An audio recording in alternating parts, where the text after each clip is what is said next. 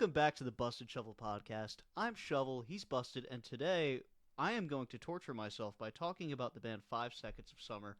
But before we just jump right into it, Busted, how are you today? Dude, I'm vibing. Finished work early. I was here for like an hour doing absolutely nothing. Right. We were Um, prepping. yeah, I was laughing at you because you had to listen to this.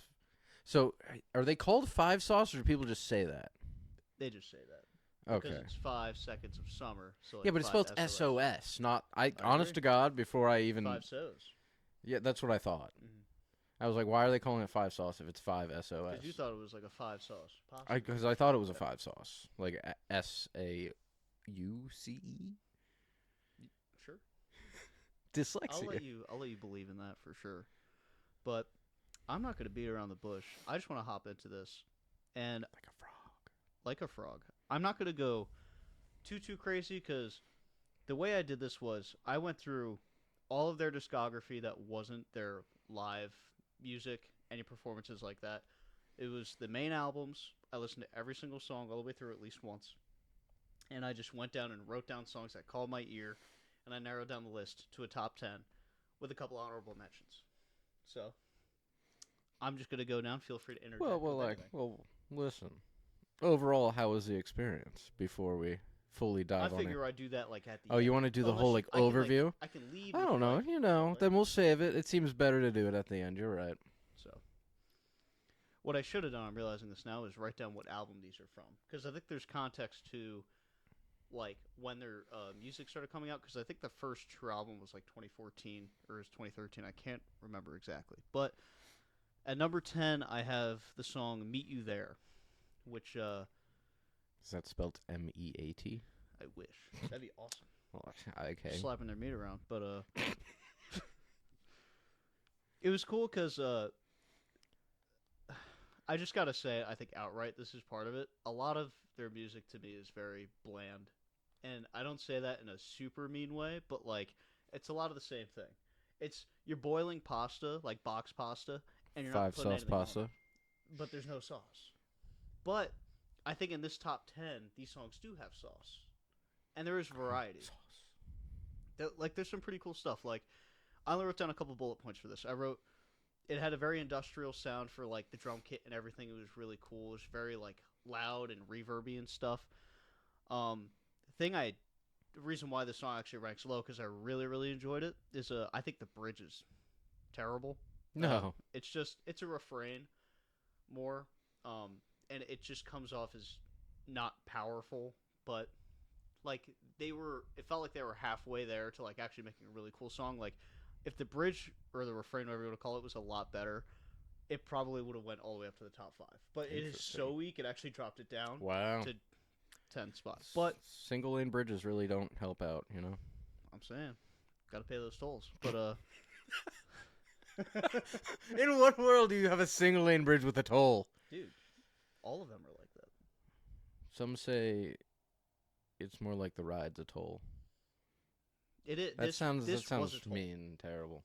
But the last thing I wrote to was I thought I forget the lead singer's name. I think it's Luke. His voice is so interesting because musically this band is really talented. That's what I gained from listening to them. That's like I guess the first nugget I'll give to like my overall like thesis for the band. But they are so talented and they have songs where like he lets stuff kind of like flurry and he almost has like a Bruno Mars like this is an outrageous comparison. I don't think it's the same talent level, but like that Michael Jackson type of like sound that he gives, like almost it's almost just like onomatopoeias randomly with stuff. What do we? So What is that? it's probably there for. Give me a I second. think probably is. Intermission. We'll play music. Elevator. Do do do do do do do do do do do. Ba ba ba da da ba da da da.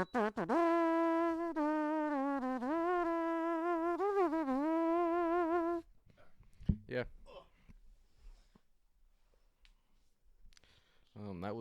That was my little. This is beautiful. I'm just gonna timestamp that out so I know roughly. It's like 10 Um, minutes and 8 we're already. seconds. It looks like. Well, it's because It's been recorded. That's over cr- 5 You don't minutes. want to keep my lovely elevator music? I can keep it authentic. I don't mind. But Well, anyway, so that was Meet You There. Really cool song. Recommend checking it out. All of these songs I recommend checking out. But at number 9 I have the song Airplanes, which is from one of their early albums. wait, And this isn't the one that airplanes in the night sky like shooting stars. no, it's No. not. No, Oh. not the one that I made a screamo version of like 7 years ago. Oh. But Airplanes, I actually wrote that my number one note was that it had a very Avenged Sevenfold influence to it. It sounded Interesting. like Zero Sugar Avenged Sevenfold. That's what I wrote down.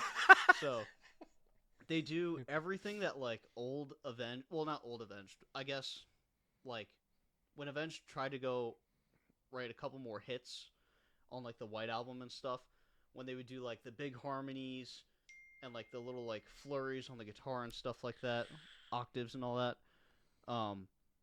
They provided a lot of like cool lanes you can go down with the song, but it was always linear. Like there wasn't anything that was ever going to be too crazy. Almost like the song "Lost" to me from Avenged, the one with like the auto tune and stuff. that one's so good. It's though. a really good song, but this it kind of has those elements, and it's cool because it has a little harmonized guitar solo in it too, like very totally out of the box for them.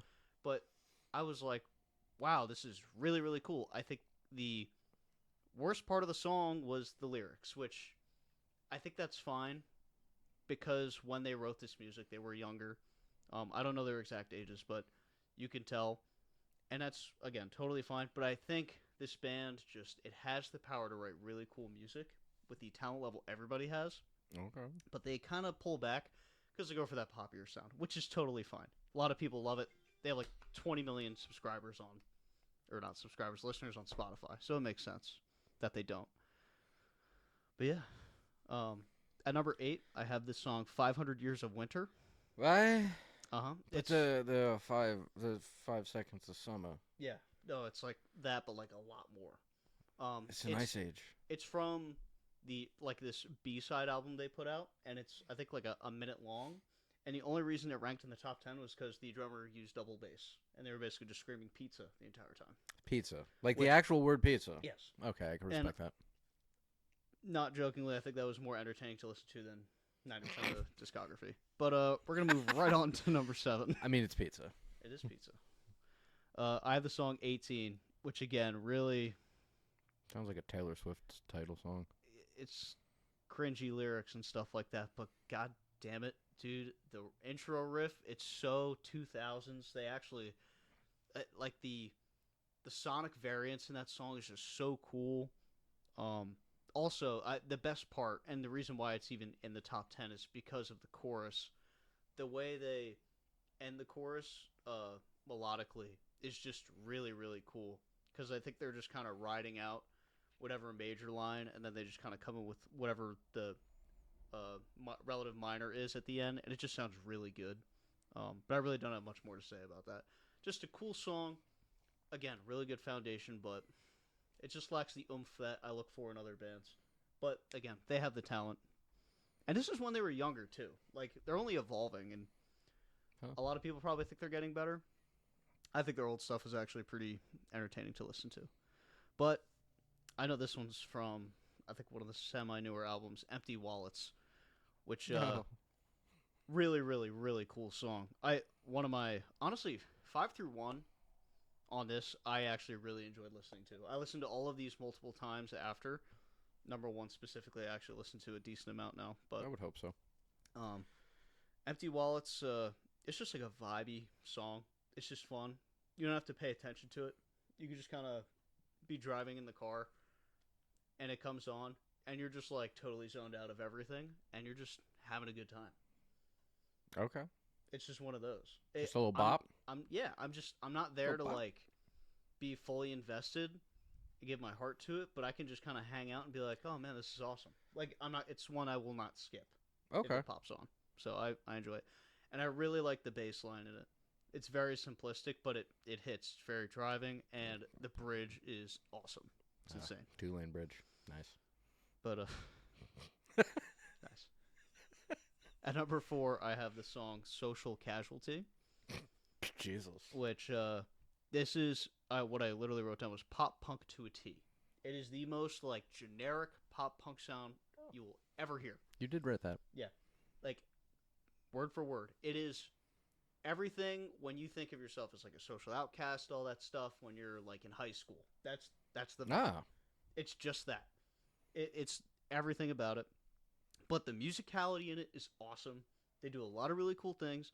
Again, harmonies, like fun guitar stuff. And the best part about this song, and the reason why it's at 4, honestly, overall, is because they do what I wrote, Weenie Hut Jr. breakdown.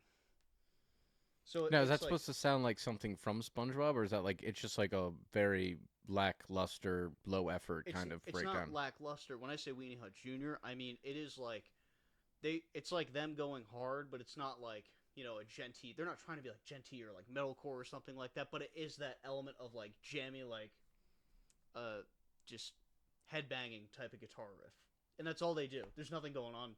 It's just a guitar riff and like the drums just not even going crazy, just adding to it. So it's a nice groove. It's really really fun to listen to. Also, it belongs in a late 2000s high school movie, which I think perfectly encapsulates High School what this Musical. song is. That would have been kind of cool. Soarin'. Vanessa Hudgens would have crushed that shit. And then in the top 3 here, Top 3. at number 3, I have one of my wife's favorites, Jet Black Heart, Wow. because the chorus is insanely catchy. Ever since I heard it, and I've heard it a bunch of times before because she's played it. It's one of those that you just randomly catch yourself singing, walking around the house and stuff. Like, it's just a cool song.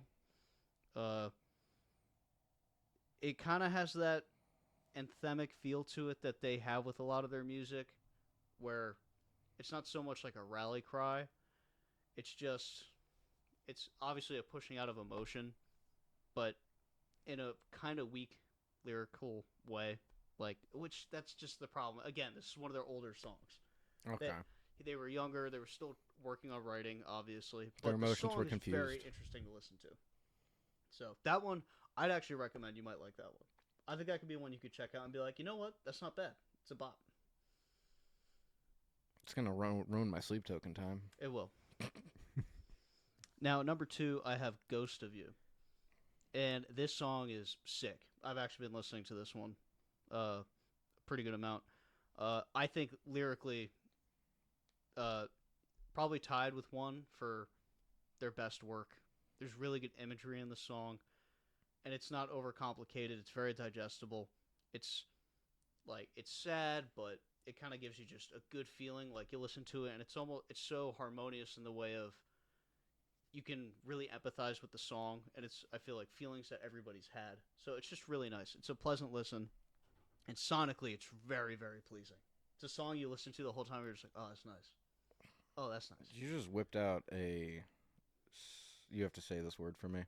Sonically? No. Well, I mean, you're just, the dinosaur thing. The saurus. I can't say it. How do I say that word? Thesaurus. Yes, you brought that out with that entire Thesaurus. description. Yeah. Well, I can't do it. I can't say wish to sure. Watch your sister. Anyway, also, I forgot to mention this for a couple other songs because if you couldn't tell based on my rankings, a lot of this is based on on instrumentation, because that's what I care about mostly in a lot of music. I really really gravitate towards that. I'm sure they have even better like lyrical work and songs and stuff, but this stuff just really reached out to me in a way, and my opinion's way more important than yours. And Correct. it's the only one that matters Correct. because I'm on a podcast And you're not. and you're not. And even if you are, fuck you. Whoa. Yeah, they had reverb guitar in this. Any song they have reverb guitar in is awesome because a guitar with reverb and delay on it, it'll always be amazing. And before we get to number 1, I'm just going to do some honorable mentions. And also songs I think they should write. What? Yeah. What does that even mean? So my first honorable mention is their biggest hit. I think it has over maybe it's close to 2 billion streams on Spotify from That's what I it? saw. Yeah, lightweight. The lead singer does a lot of really awesome vocal stuff. He kind of taps into not the fry, but he gets like growly. There's like rasp in his voice. It's cool. And it's nice. Like he really pushes for it, but the music around it is just so tame and so like it's just Or boring. It's a boring song, Ah. but it's so popular because it is catchy. There's fun elements to it. For me, it did nothing, but I think I'd be insane to not have it be an honorable mention because there's obviously a reason it's popular. I'll never deny that. Like people like to listen to it, and that's fine. Another one I had. This would have been 11. Was Waste the Night. Um, I didn't get a chance to listen to this again. I just remember really, really vibing out, and I think this is part of a run on one of the albums where they just had like 5 songs in a row that I was like, oh, this is pretty good. Oh, this is pretty good. Oh, this is pretty good. And also the song San Francisco. I remember that being cool because I just wrote down that it had. I want to say it was the bridge had like a bit of a U2 influence from with the edge with again that delayed guitar, some cool stuff. But some ideas for songs they could write. These are just names, but I feel like you should probably respect my opinion for this. Tom, feel free to chime in with any off the top of your head. Yep. Kangaroo boobs, I think would be a cool song that they could write about. Kangaroos. Vegemite on toast. I know that's pretty popular from their region. Australia. I made friends with a spider. I think that could be like a really cool song. Oh, that could be a heartbreak song. It could be a heartbreak song. Spider dies at the end of the song. I wrote. I'm not a huge fan of emus because of our past with them. I think that could be a cool like maybe they do a trilogy about like the emu war or something. Talking about that.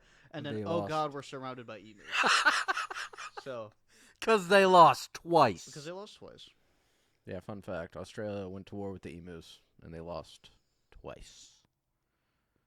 Which is really impressive. I actually did a little bit of reading on that for this. Not too much. I read like 3 lines on Wikipedia, which is Okay. the most correct, Credible, ethically sourced information you can get. best place you can get it.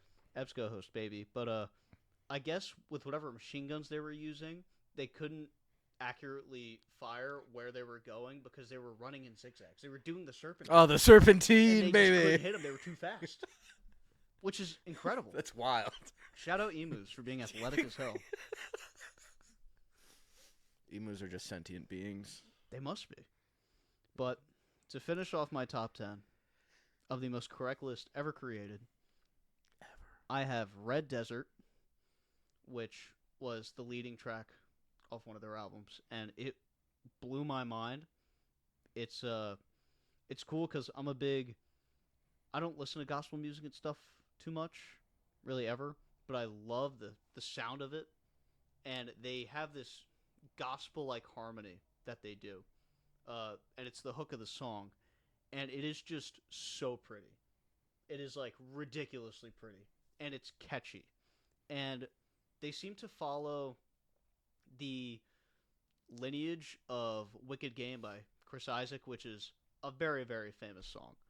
It's awesome, but the biggest problem with this song, and it's the only problem I have, the verses are fun because they leave so much space, and it's just kind of like basic stuff going on. There's nothing like super ear catchy. They'll throw stuff in like a steel guitar, like I don't know, like rattling noises and stuff like that.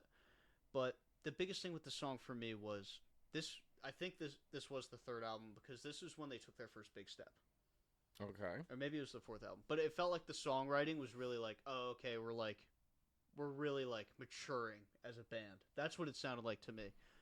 And there was just a lot of crazy sounds and stuff going on.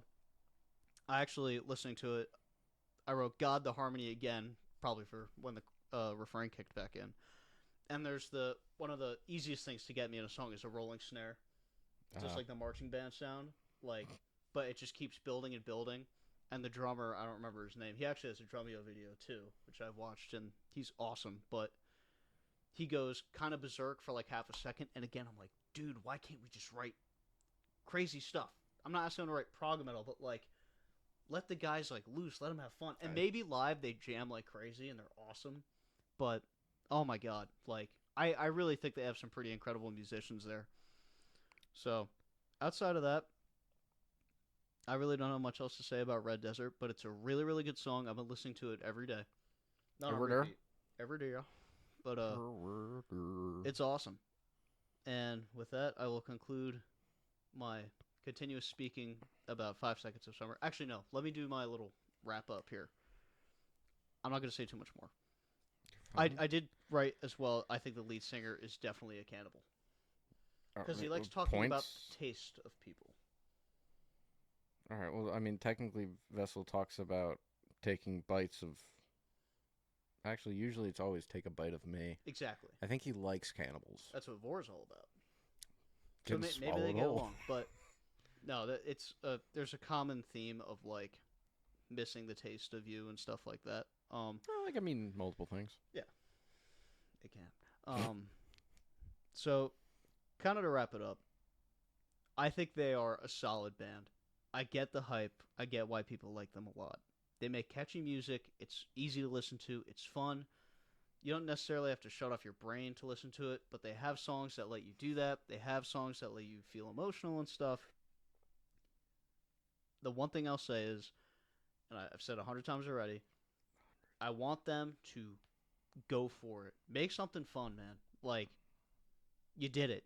You're huge. And I know they're Huge. probably going to keep riding it out, but whatever they write next down the line, or they never write anything again, I just hope that they let their musicianship really show, because I really do think they're talented. And on the official Busted Shovel ranking system that we have created, I'm going to give it 2.5 hoes out of 5 hoes. Hose! So, That wasn't a very excited hoe, by the way. It can get more excited. and I think that's a really fair rating. Just like 'cause kind of, it, like, they're fine, and they have songs I like. that's fair. So, but yeah, I'm gonna wrap that up there. Any thoughts you'd like to add to my tangent? Well, they're probably saving the drummer for when they make songs about the Emu Wars. Oh, right. That way he can like really play off the chaos. Because, well, that's what 500 Years of Winter is about. It's because that's what's going to happen after, I guess, the next one, when they inevitably lose a third time. That'd be wild. Emus, what creatures? So. What strange looking creatures. Yeah. So, that's all I got for that. Well, it was only 5 seconds, you know. Felt like it. Of summer. Yeah. Yeah, I couldn't, I could not stomach listening to that. I'm just too sleep token pilled still. But I did my own homework. But I enjoyed myself the entire time. Right. So, we're going to dive on into that. Dive on in. We need to make an intro for this.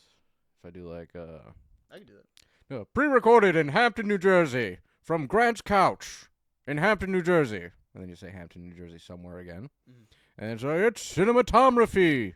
And then it's like, I go, hi, I'm Tom, also known as Busted. And that's when it pops up on the screen. I'm wearing a tie, obviously. You can edit that, Jives.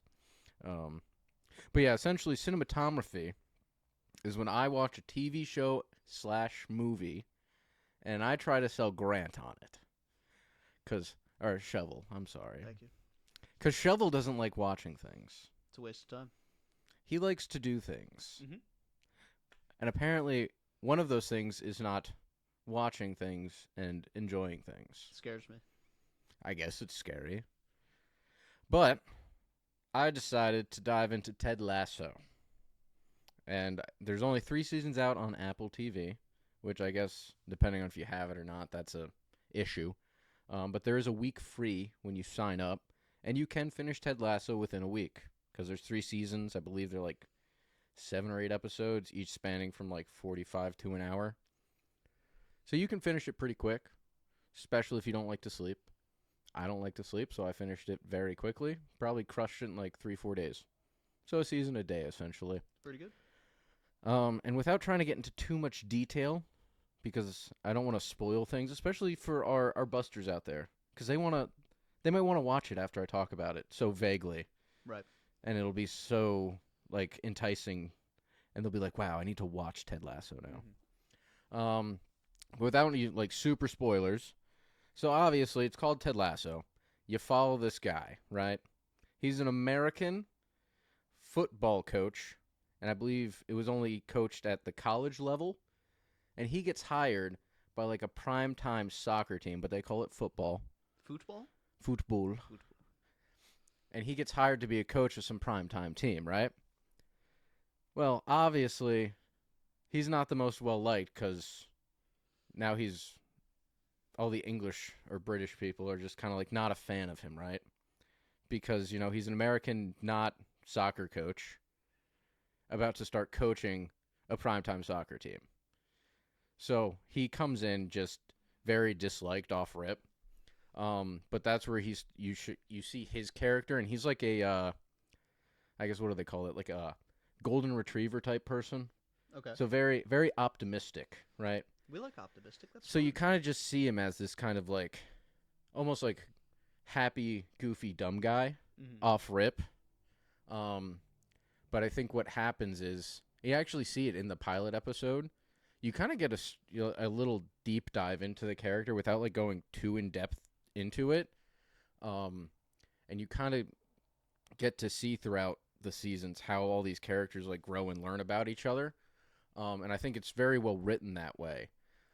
Because you start off jumping into it. You like Ted Lasso off rip, just because he's the guy you're following, and he's a likable character off rip because he's just so like optimistic, almost annoyingly optimistic. But when you watch him, you're like, I kind of like that guy. Mhm. And then everyone else, you don't hate everyone else off rip, but like you see like these character flaws that are kind of like they irk you, and you're just like, I don't like that. I don't like that guy. Or you're like, I don't like her. And I think they did that purposely because it gave each character the ability to grow, and you get to see that throughout the 3 seasons of it, which I thought was done very well because you have opinion changes on multiple characters throughout the entire thing. And oddly enough, not a lot of soccer was shown on this. All right, you're hooking me now. Yeah, well, I think it's because although he's the soccer coach, excuse me, the focus was never soccer. It was more so having like seeing this like family grow essentially. Right. Like obviously not blood family, but like throughout the 3 seasons, everyone's getting closer, and like things start getting thrown in because they cover some really deep stuff in there. I was not ready for like half this stuff, but it was like a little get you a little teary. You're like, oh damn, I don't think I could watch anymore right now, and you have to go take a break or something. Mm-hmm. Like an old Southern lady, like I just sounded like, you Sure. know. It's enticing. But no, they covered some heavier stuff in there, and I was like, whoa. Because originally I just jumped into it thinking it's going to be a comedy about a guy that knows nothing about soccer trying to coach soccer, and no, the way they went about covering a lot of the stuff, I think they didn't shove any. That's not even the right way to say it. It didn't seem like they like touched upon it and then went away with it. Like it was a lingering thing, and you get to watch like characters like grow from essentially holding themselves accountable for problems, which was wild. Okay. Because it takes some time to like come to fruition for all this stuff, which I thought was really cool with this character development, and just moved past just this stupid comedy. It was like this feel good, emotional, heartwarming show. So I thought it was really cool how they developed each character, and they just didn't start like they literally have these people with character flaws so they can change later on. Yeah. For good or for better. But I honestly thought that was wild because it was not what I was expecting, and I'm happy with how it was not what I expected, if that makes any sense. Yeah. But I'm without trying to get too spoily. That's kind of like the nitty, very bad description of it. I'll have to get better at these and describe them better. No, I feel like you encapsulated probably a lot of it pretty well. But I think I will say at least that pilot episode does a real good job of setting the tone without being super heavy. So that's one of those things, like even if you're just like, oh, I'll give it the one try, and you just watch the first episode, so that's just like maybe like 45 minutes of your life, and you're like, you know what, I can get behind this, because it shows some things that are actually going to start happening and build up to later in that first season, and how things divulge into the second and into the third, because everything kind of makes sense in the whole scheme of things, because it's like even though each season is its own thing, the story still kind of like pushes the same way, like all together. They don't like drop stuff from the first season. But I thought it was really good. I wasn't surprised by things that happened so much, and I don't mean that in a bad way. I mean that I was able to see things coming based off how these characters were changing. So when things were happening, I was like, I kind of saw that coming. I didn't want it to happen, or maybe I did want it to happen, but I saw it coming, and it was either broke your heart or made you feel really good. Um, so yeah, that's gonna be the first cinematography.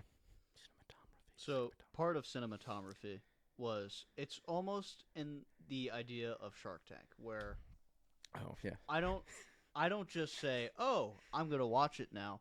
What I'm going to do is make an offer, a counter offer if you will, not for him to watch something, for how much I need to watch. Now, I think the play for me after your description cuz with shows like that, I do crave continuity, and you did bring that up, and that's a big deal for me because I like the loose ends being tied up. Oh yeah. I think that's really nice because when writers aren't just like, oh, we'll just forget about this. Um, Character development obviously is important in any show, um, but I think you actually did do a pretty good job of selling it to me because it does sound interesting because it's like this zany idea, right? Of like, oh, American coach goes to coach elsewhere, right? Um, and I will say, arrest me if you want.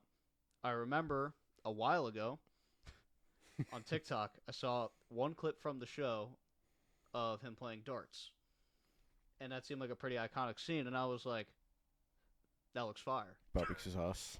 So, what I will offer is I will watch the entire first season, Oh really? and I will do it over a month. If you need that long. I do, but maybe not. And whenever I finish it within said month, I will report back. Would you like to counter my counter?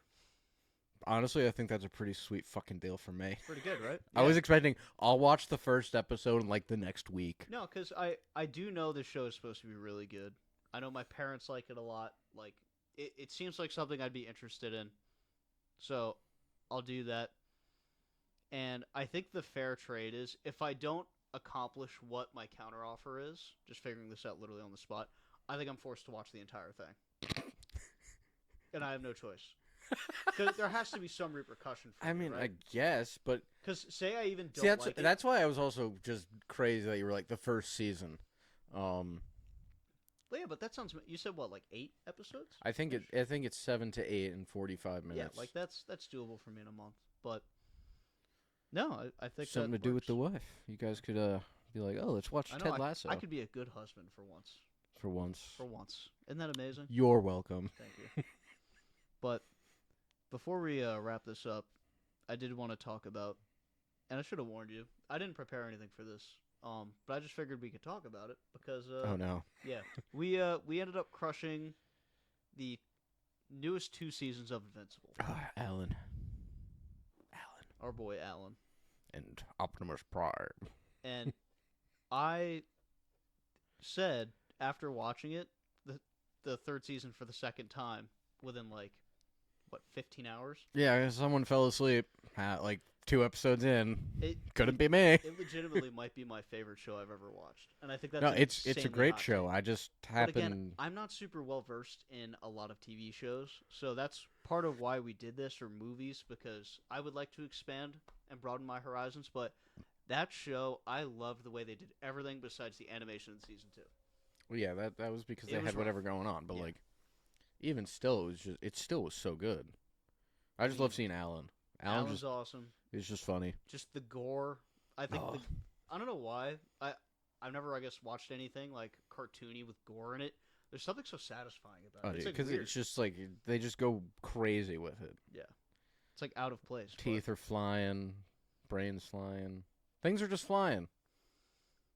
just awesome. If you have not watched it, I highly recommend it. It's on Amazon. It is ridiculously good. But I just wanted to bring that up, even just for a minute, if need be, because that has had. I mean, after watching season 2, all of my social media has been absolutely destroyed because that's all I'm getting. It's that and Sleep Token right You know now. what's funny?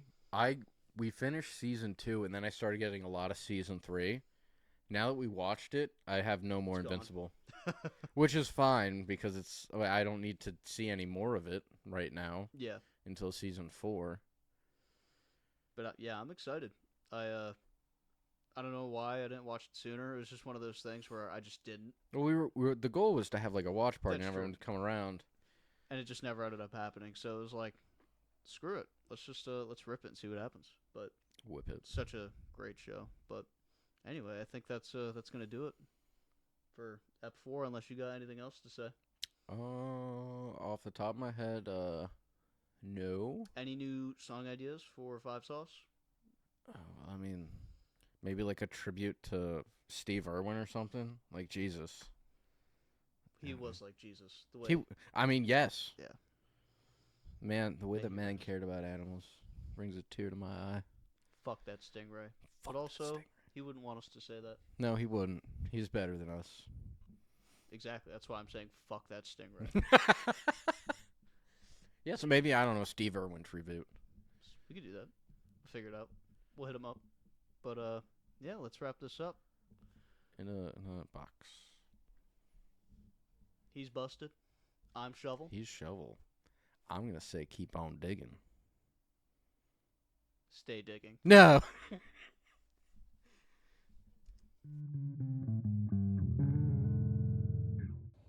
Unless we can get Frankie to commentate on Five Sauce. Do you think Frankie can commentate?